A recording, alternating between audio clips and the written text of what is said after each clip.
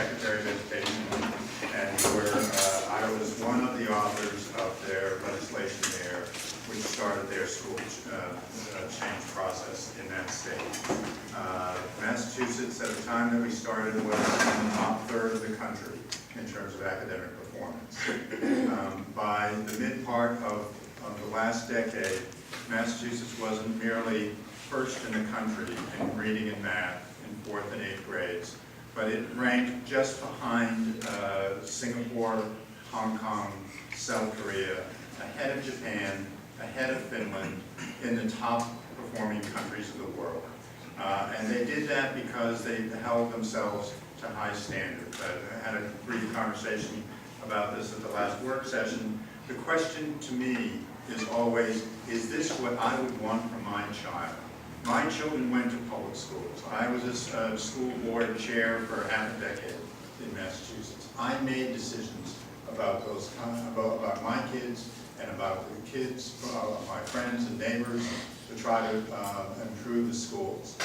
It's always been about that focus in trying to make sure that what we're doing is not the best thing necessarily for the adults in the system, but it is the right thing to do for the kids in the system. And that's a balancing act that is often tilted on the side of the adults and not on the side of the children.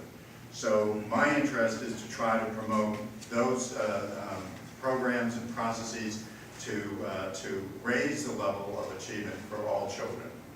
A small point, that I don't think I've ever said to Mrs. Bell.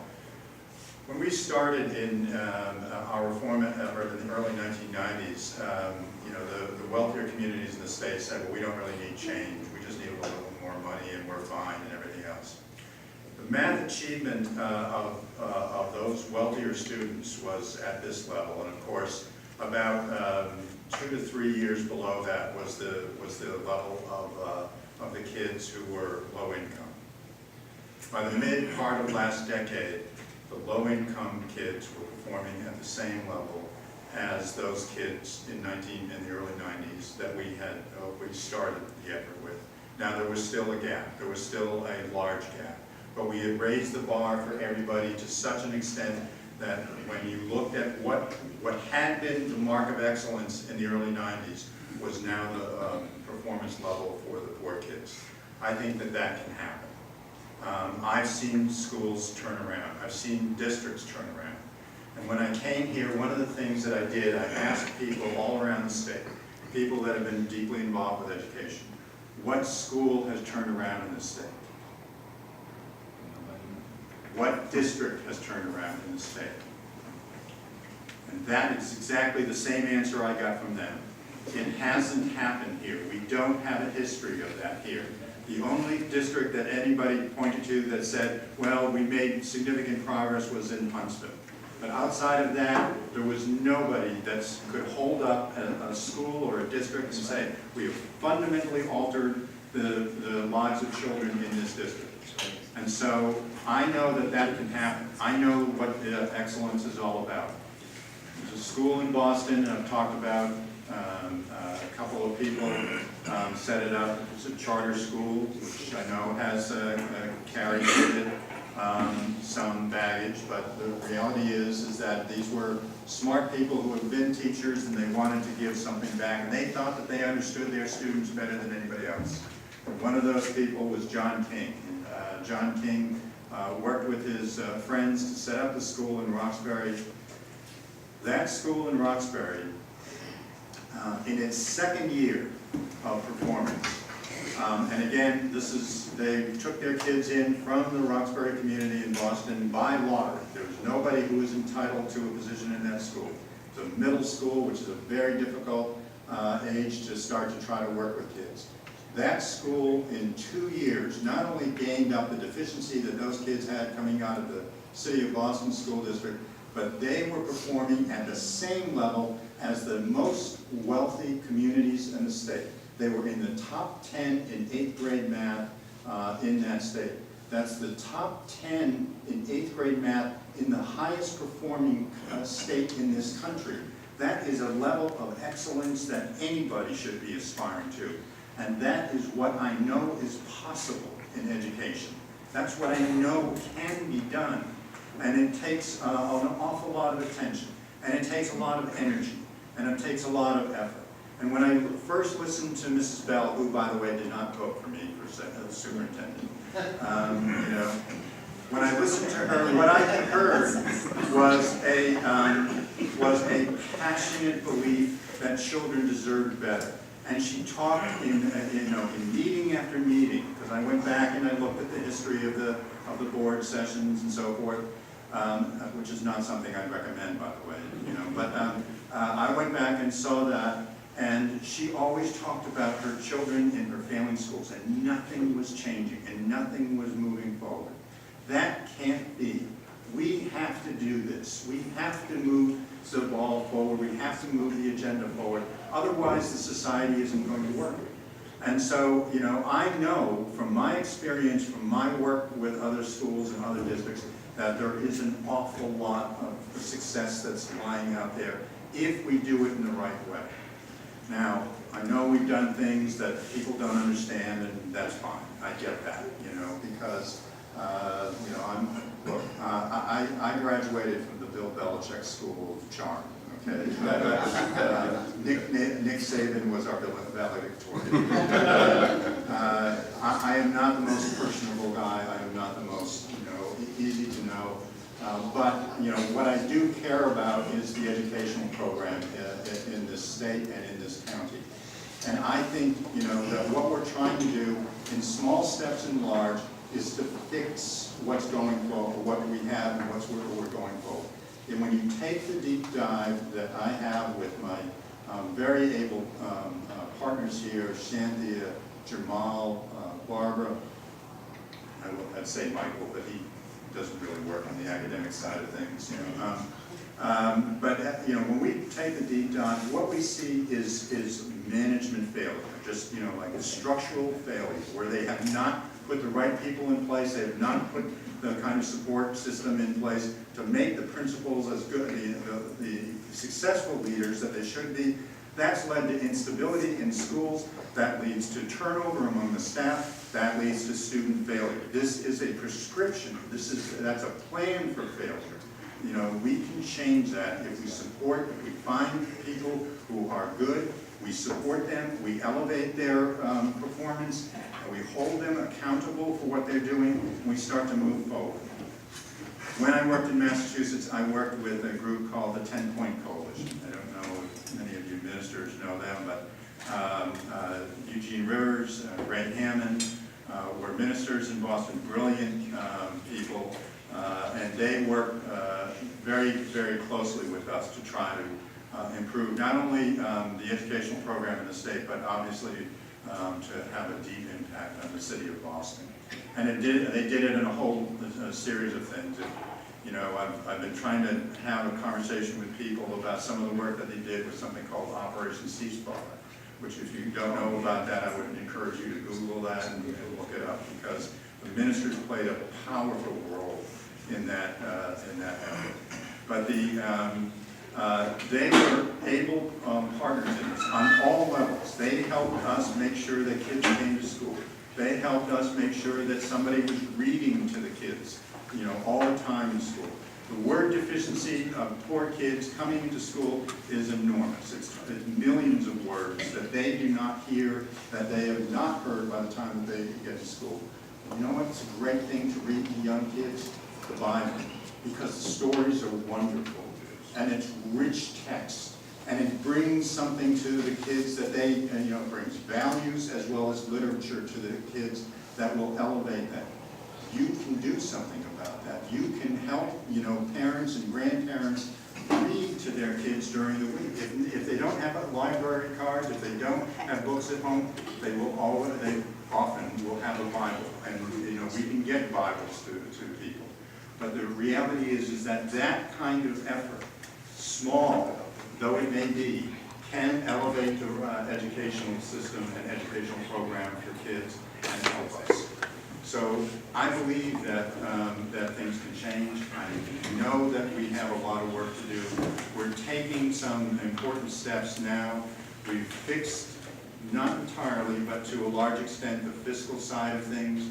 and we're starting to try to make the changes that are going to affect 25,000 students.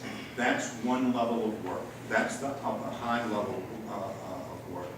Now in the next few months and years, we're going down to the school level. We're going to start to try to fix school by school, classroom by classroom, what needs to happen there to make the excellence work. And that is going to take time on our part, and it's going to take a lot of work in identifying the causes, both on the professional side and in terms of the neighborhoods and the community.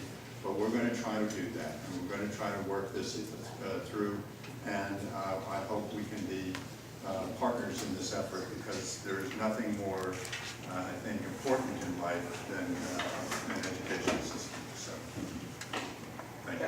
Thank you, Mr. Sentance. Let's give him I would also like to hear from the other officers who are here today. Specifically, what are some improvements that you all have achieved thus far that you would like to report to the group today?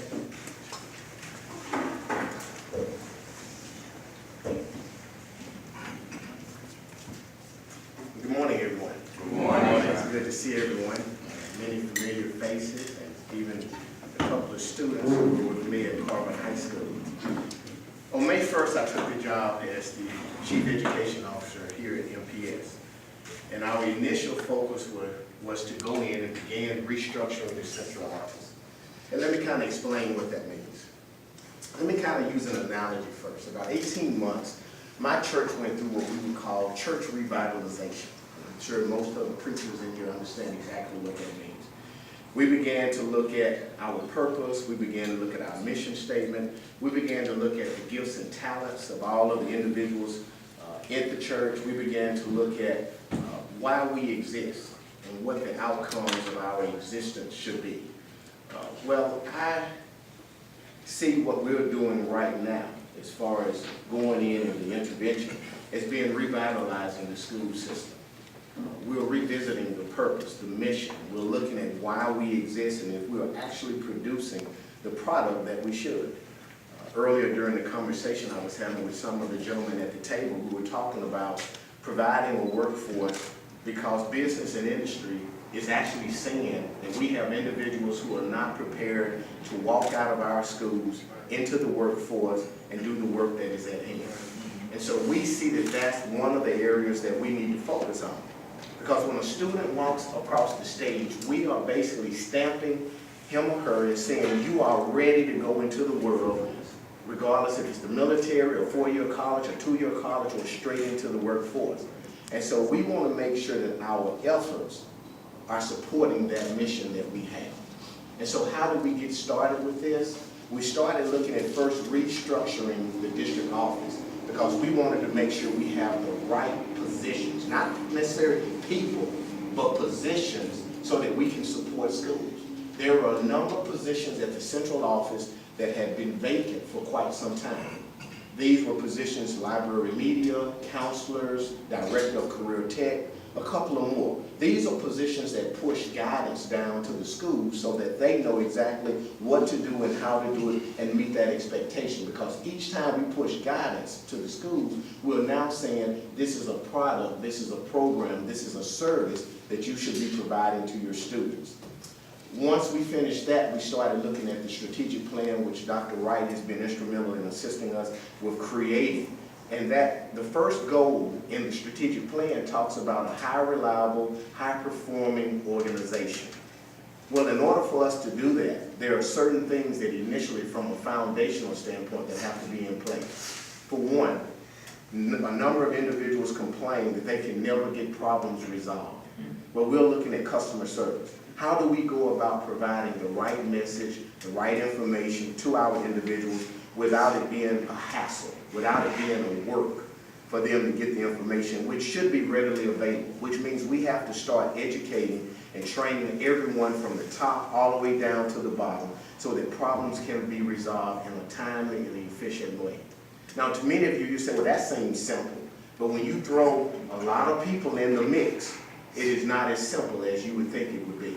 I could start right here with one message, and by the time it goes all the way around this room, it's going to be something totally different.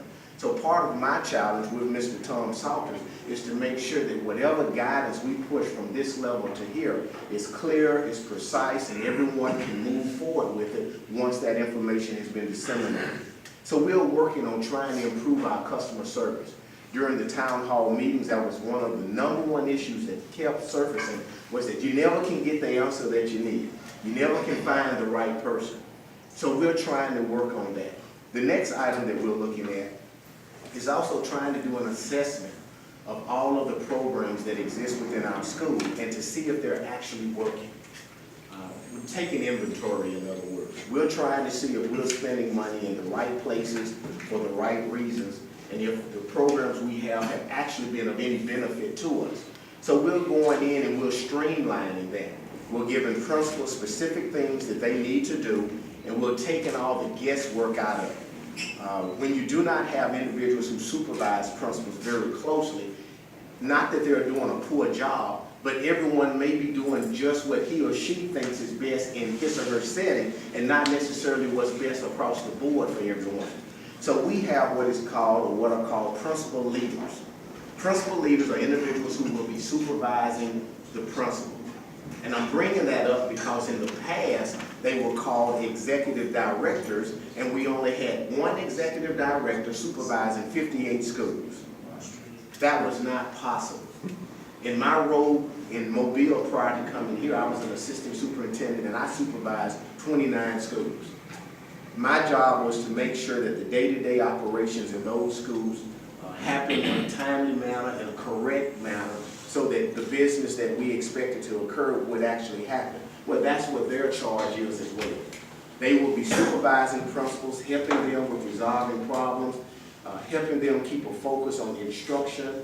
A lot of times in our schools, principals get caught up in putting out fires, the emergency of the moment.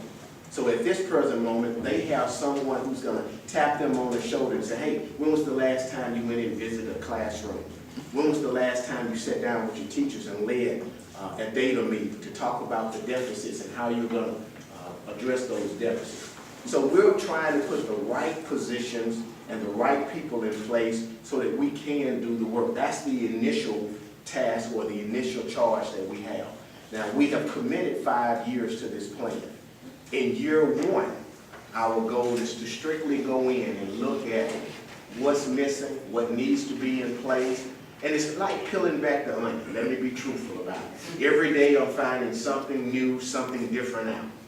A practice that was in the past. Not necessarily that I'm pointing fingers at anyone, but you don't know what you don't know until you get in there. And each day we're learning more and more about the district, more and more about programs, more and more about decisions that were made. And I say people were doing the best they could at the time. But now we have guidance from the State Department, we have personnel in place, and I'm excited about the work that's in front of us and the opportunities that we're going to be able to present to our students. One additional item that I'll cover. There is a level of desperation within the community. And you say, what do you mean by that? Most parents, black and white, feel that if their child cannot attend a magnet school, they are doomed. And I hear that everywhere I go. And so I'm concerned about that because I believe every school in our district should provide quality programs and high levels of academics so that no one should feel desperate if they don't get in a particular school.